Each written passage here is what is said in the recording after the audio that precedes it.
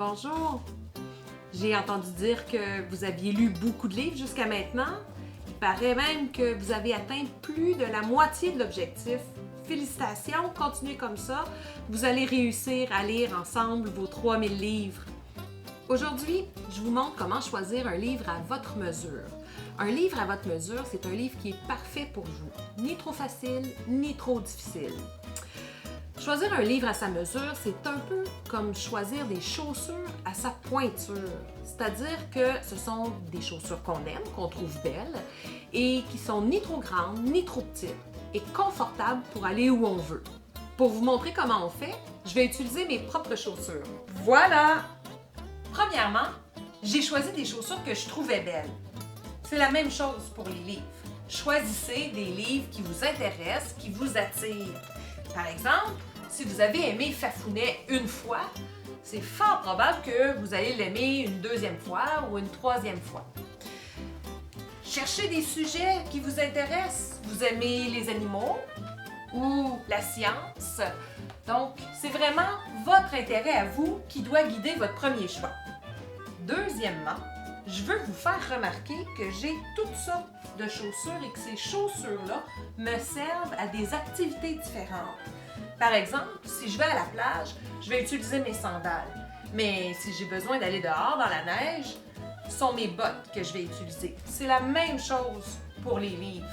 Si vous avez besoin de chercher la définition d'un mot, vous allez choisir un dictionnaire ou une encyclopédie peut-être. Par contre, si vous avez envie de vous divertir, vous allez plutôt choisir un mini-roman ou un roman complet. Donc, ça dépend ce que vous avez envie de faire. Et vous pouvez même avoir un petit peu de lecture, par exemple, en feuilletant des livres de recettes où vous allez apprendre toutes sortes de choses, puis ça va même vous permettre de faire un peu de mathématiques. Troisièmement, avez-vous remarqué que j'ai pas de souliers de ballerine? Même si je suis impressionnée par le travail des ballerines, moi, ça ne m'intéresse pas. Même si j'en avais, je ne les porterais pas. Ça me servirait à rien. C'est la même chose pour les livres. Choisissez des livres sur des sujets qui vous intéressent. C'est comme ça que vous allez apprendre à aimer la lecture de plus en plus.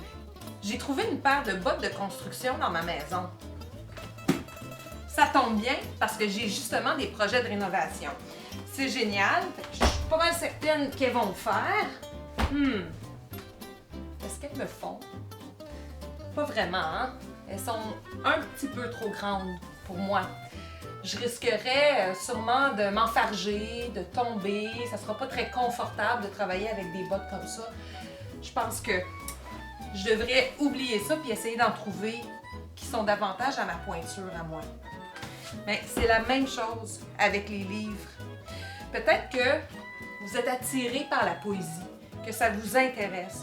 Mais quand vous commencez la lecture, vous vous rendez compte qu'il y a beaucoup trop de pages et puis que les mots qui sont utilisés sont trop difficiles et puis vous êtes découragé par voir tout le texte qu'il y a aussi à lire dans le livre.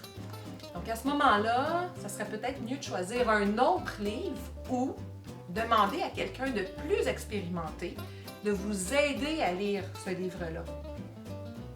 Ça va vous permettre de continuer à cultiver votre plaisir de lire.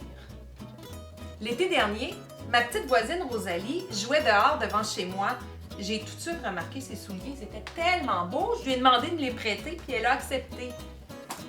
Regardez ça. Puis en plus, ils ont tellement l'air confortables. Moi, je suis sûre là, que je vais pouvoir vraiment m'amuser. Ils l'ont, ouais. Pas vraiment, hein? Je pense que définitivement, les souliers de Rosalie sont trop petits pour moi. C'est comme une lecture trop facile. Par exemple, si je voulais faire un travail sur la géographie du Canada, puis que je choisissais ce livre-là, mais je pense que rapidement, je m'ennuierais parce que oui, je trouve de l'information intéressante sur le sujet qui m'intéresse, mais c'est pas assez détaillé, c'est pas un niveau assez élevé pour moi.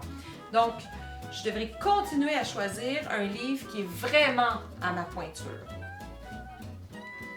Finalement, je vais résumer en 5 questions comment choisir un livre à votre mesure. Premièrement, vous devez choisir vous-même votre livre. C'est super important. Deuxièmement, demandez-vous pour quelle raison je cherche un livre. Est-ce que c'est pour vous divertir ou plutôt pour chercher de l'information? Ça va guider le type de livre dont vous allez avoir besoin pour répondre à votre besoin de lecture. Troisièmement, est-ce que le sujet de mon livre m'intéresse? Est-ce que les personnages de mon livre m'intéressent? Pour réussir à garder votre intérêt tout au long de votre lecture, c'est primordial que le sujet de votre livre vous intéresse, vous. Les 4e et 5e questions sont plus difficiles à répondre, mais c'est pas grave, je vais vous donner des moyens pour vous aider à trouver les bonnes réponses. Alors, 4e question à vous poser, est-ce que vous comprenez bien ce que vous lisez? Et puis, 5e question, est-ce que vous comprenez les mots que vous rencontrez dans votre lecture? Lorsque vous avez trouvé un livre qui a passé le test des 3 premières questions, prenez le temps de lire les premières pages pour vous assurer que vous comprenez bien ce que vous lisez et mesurer la difficulté des mots. Par exemple, prenons Faubourg Saint-Roch de Daniel Desrosiers. Il se pourrait qu'une lectrice ou un lecteur débutant soit impressionné par la quantité de textes dès le début du roman. C'est normal, c'est un livre pour celles et ceux qui sont expérimentés. Peut-être que La course aux œufs de Sophie Riendeau conviendrait mieux parce que c'est un texte qui est fait pour les apprentis lecteurs, pour ceux qui commencent à lire et vous pouvez voir tout de suite comme indice que le texte est plus aéré, il y a plus d'espace entre chacune des lignes, qu'on ajoute des illustrations qui peuvent être très utiles pour nous aider à comprendre le sens du texte. Alors ça, c'est des bons indices à surveiller pour s'assurer que vous allez être capable de persévérer tout au long de la lecture. Pour vous aider à répondre à la 5e question, c'est-à-dire à mesurer la difficulté des mots que vous lisez, je vous propose le moyen suivant. Je vais utiliser la revue Curium pour vous le montrer. Donc, vous ouvrez votre revue et lisez les 2 premières pages. Chaque fois que vous rencontrez un mot difficile, un mot que vous comprenez mal, vous levez un doigt.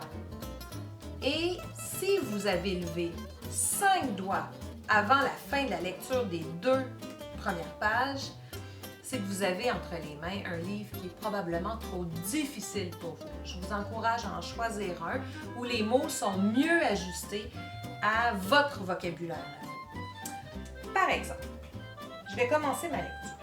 Alors, on connaissait les glandes salivaires situées près des oreilles, celles sous la mâchoire et celles sous la langue.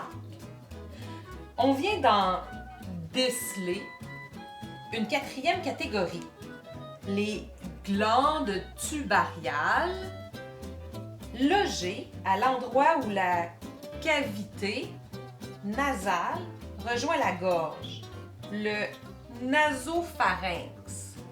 Quand même, 5 mots assez difficiles, des mots scientifiques, dans le premier paragraphe. Si vous avez bien compris ces mots, c'est une revue que je vous suggère. Si vous avez l'impression de ne pas avoir compris ce que je viens de lire, à ce moment-là, dirigez-vous vers d'autres lectures et quand vous faites l'exercice, dites-vous que si vous rencontrez 1 ou 2 mots difficiles par page, ça va aller. Vous allez réussir à bien comprendre votre lecture. Vous allez soit vous servir du reste du texte pour bien comprendre, ou encore, s'il y a des illustrations, ça va vous permettre de continuer à lire avec plaisir. Donc, je pense que vous avez en main plusieurs outils pour ajuster votre choix de lecture, pour trouver des livres qui vont vous donner tout le plaisir et qui vont vous permettre de devenir des meilleures lectrices et des meilleurs lecteurs. Ce que j'aimerais voir cette semaine, c'est les livres à votre mesure que vous avez choisis. En terminant, je suis vraiment fière de tous les efforts de lecture que vous avez faits. Continuez, vous allez y arriver. Bonne semaine de lecture!